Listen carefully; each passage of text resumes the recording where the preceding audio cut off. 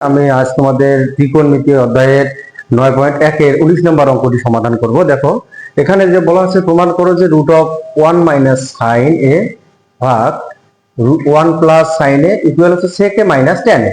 আমরা আসলে এই অঙ্কটা কিভাবে প্রমাণ করব, লেফট সাইড থেকে রাইট সাইডে অথবা রাইট সাইড থেকে লেফট সাইড। আমরা এই অঙ্কটা সহজে প্রমাণ করতে পারবো যেখানে রুট দেওয়া থাকবে, যেটার উপর রুট দেওয়া থাকবে আমরা সেই সাইড থেকে অঙ্কটি শুরু করব। দেখো আমরা রুট দেওয়া আছে কোন সাইডে, লেফট সাইড, আমরা লেফট সাইড থেকে শুরু করব, লেফট সাইড। তাহলে কি হয় দেখো এখানে কি আছে, 1 - sin a 1 + sin a, আমরা রুট দিলাম। দেখো এখানে কি আছে,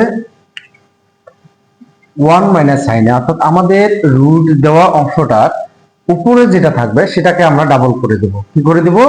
ডাবল করে দেব। তাহলে এখানে কি হয়, 1 - sin a into 1 - sin a। তাহলে আমরা যে এটা উপরে দিলাম, এই 1 - sin এটা উপরে দিলাম, তাহলে আমরা নিচেও এটা দেব। দেখো এটা যা আছে সেটা লিখলাম, এইটা অংশটা বেশি লিখছি, তাহলে এই অংশটা এখানে লিখবো 1 - sin a।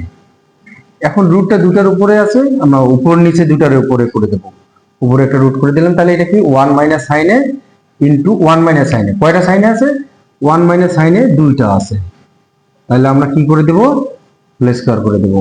এখানে কি হয়েছে দেখো, 1 - sin into 1 - sin, 1 + sin into 1 - sin। সূত্র হয়েছে a স্কয়ার মাইনাস, অর্থাৎ a + b into a - b। সূত্র কি, a square minus b square. অর্থাৎ নিচে একটা রুট করে দেই, কারণ এই রুটটি দুইটার উপরে আছে, উপরে একটা রুট করে দিছি, নিচেও আরেকটি রুট করে দিলাম, তাহলে 1 স্কয়ার মাইনাস sin স্কয়ার হবে।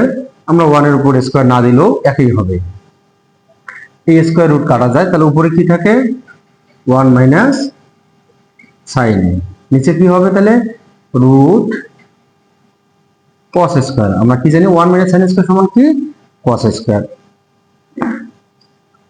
এখানে কি আছে, 1 - sin a, নিচে স্কয়ার রুট কাটা গেলে কি হয়, cos a।